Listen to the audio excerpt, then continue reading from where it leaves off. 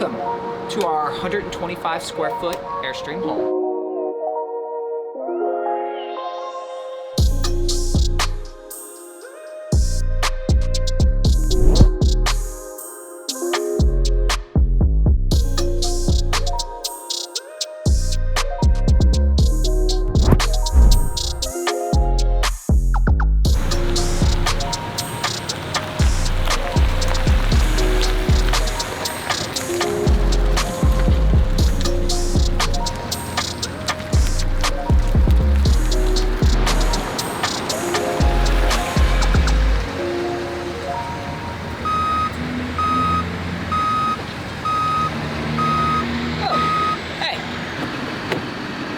Ralli, say hi.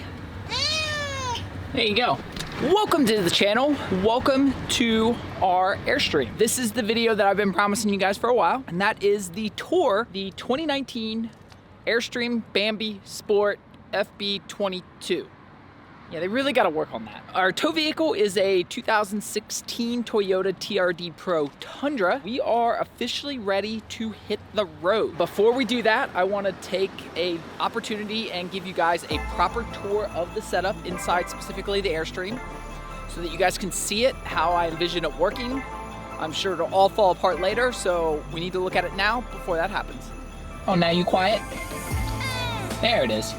All right, she's ready to get home. She's been out for a while, get her situated, and we'll do the tour back at the house. In the meantime, while we're doing that, been working on a new intro kind of thing, sort of, so I'll go ahead and let you guys view that now, and we'll pick this up in a few minutes. This is it.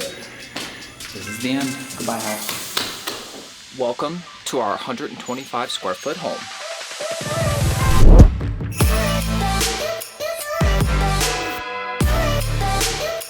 Turn the water off first. Disconnect the hose. This couch has got to go. Man, look at all this space we got. Alright, baby's first wash.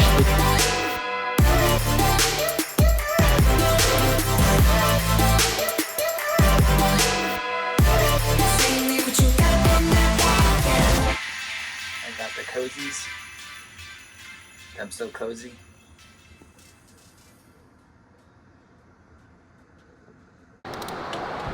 Welcome to our 125 square foot Airstream home.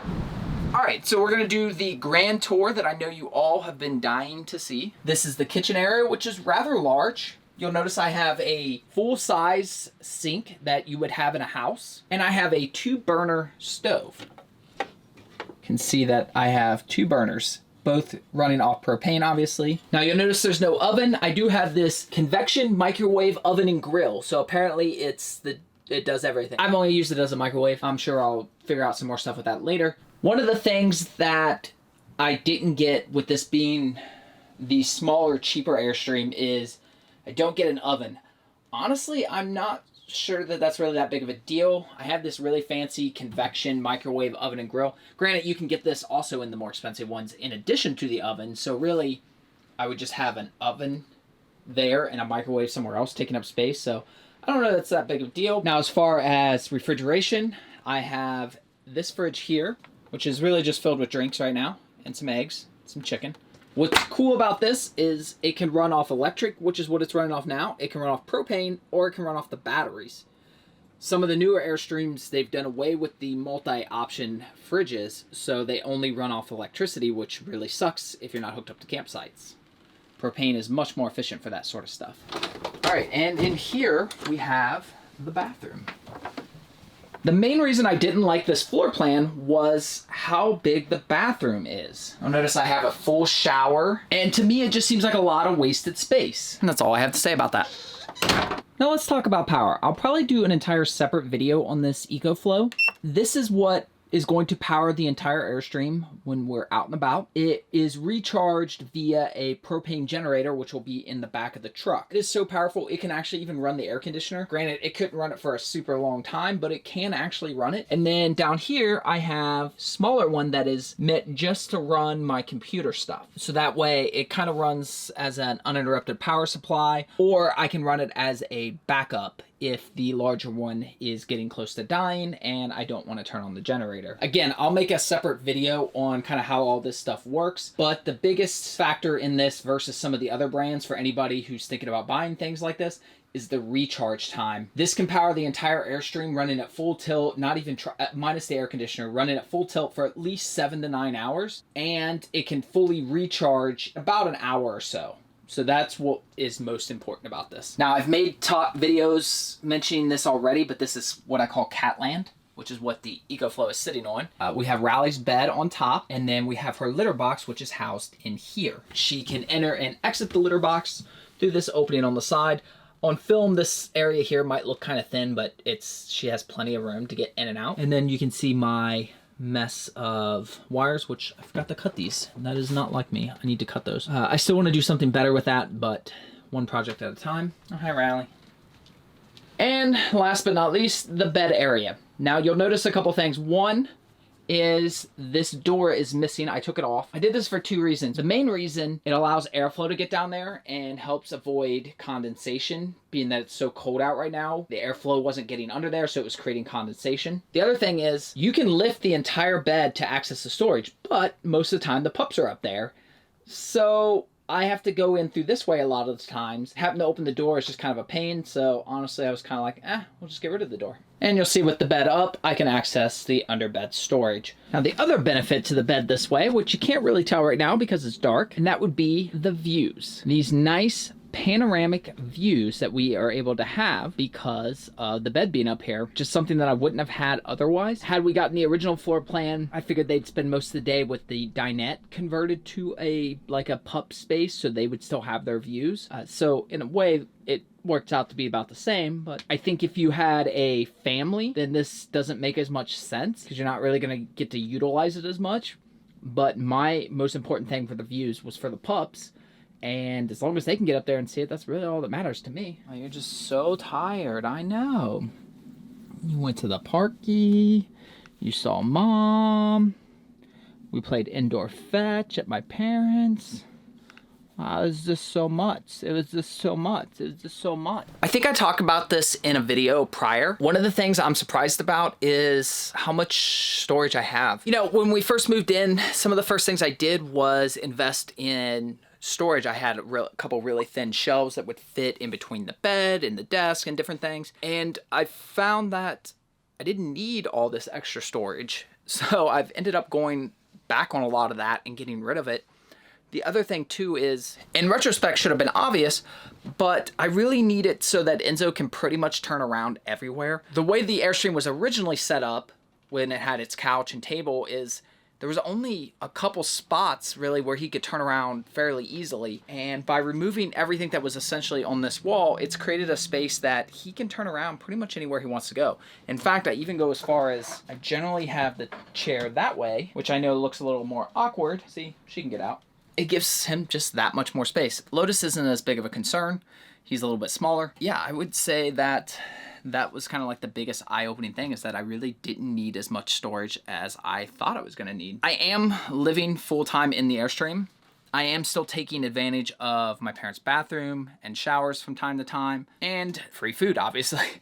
So yes, I am cooking here. Yes, I am showering here. The only thing I don't do here is use the bathroom. That being said, I would say I'm 90% what it's going to be like on the road. So having a little bit of overhead in the storage area, and I don't mean the overhead bins, I just mean I'm not at capacity by any means. I feel much more comfortable hitting the road because I may end up having to buy more food than I think I do, or more water, or whatever it is that I haven't thought of. I'm sure there's a million things I haven't thought of yet. Figure them out as we go, which will be really, really soon. I'm so psyched.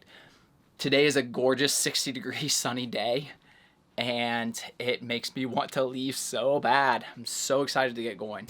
It is 52 degrees and sunny, and I am so ready to hit the road. This warm weather just really motivates me to get stuff done, and I realize how demotivating cold weather is. So I am ready officially. I'm done. Tap it out. I'm ready to go.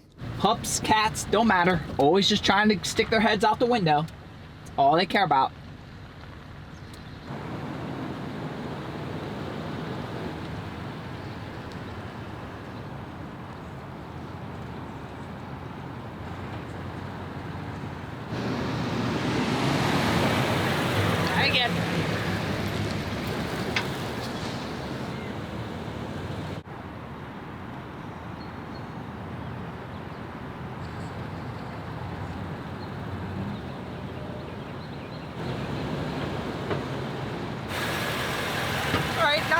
for a second try, except I forgot to record the first like 6 attempts.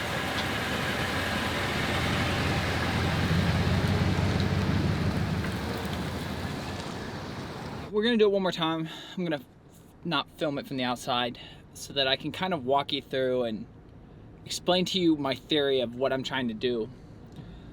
My parents live on a somewhat busy, what can be a fairly busy road, but they have a double wide driveway. So what I'm trying to do is determine the best way, like how I can pull up. You know, it's real easy to hit a spot when you can go as wide as you want, but if you're constricted by the width of the road, then it starts to make a difference. So what I'm thinking is as soon as I pass the driveway, come a little wide, then I come back, and that already kind of gets me facing the right direction.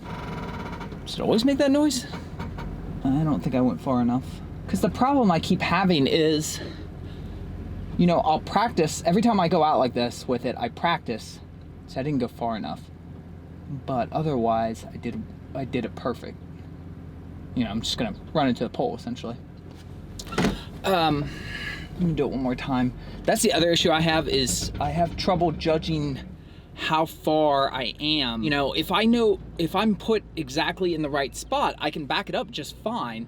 My issue is I don't pull forward enough before I start backing up when I go into the driveway, because it's hard for me to judge where it's at.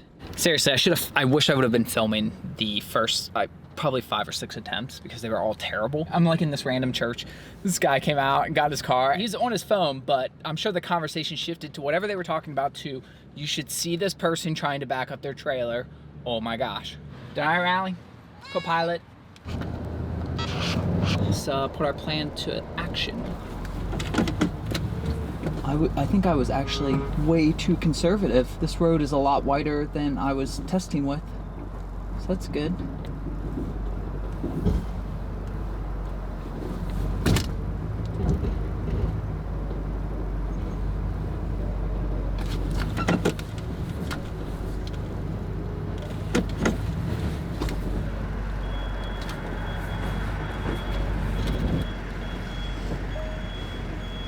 Oh my gosh, basically got it on the first try. Only created a small traffic jam.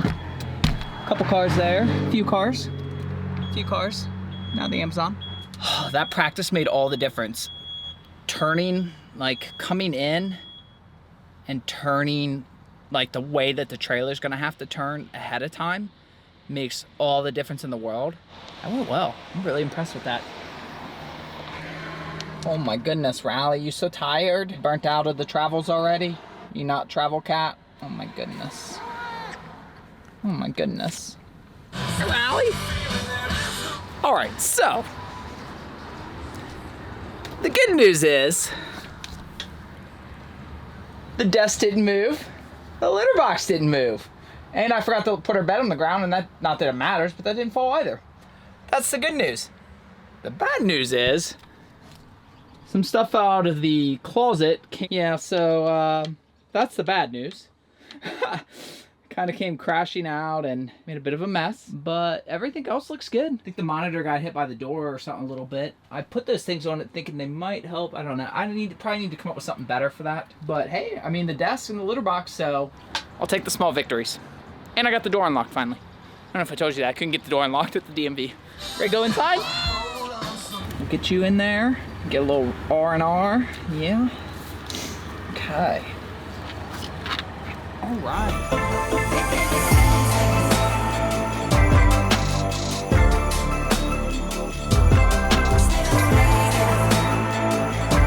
One final thing is, with all the craziness that's been going on in my life, I have not thanked the Patreons recently. So everybody who supports me and the pups and Ralli on Patreon, that means literally means the world to me right now. You have no idea how much that helps, knowing that there are people out there rooting for us and supporting us, and it may not seem like much to you, a few bucks a month, but it adds up, and it really is a huge impact on my life and, in essence, the pups and Ralli. So I thank you so much for that. Appreciate everyone who watches, who subscribes, who likes the videos, who comments, but I especially appreciate the Patreons. And with that, I'll see you on the next one. Later, all. Ralli? You want to say bye? Well, come here, Ralli. Oh. Bye-bye. And bye-bye.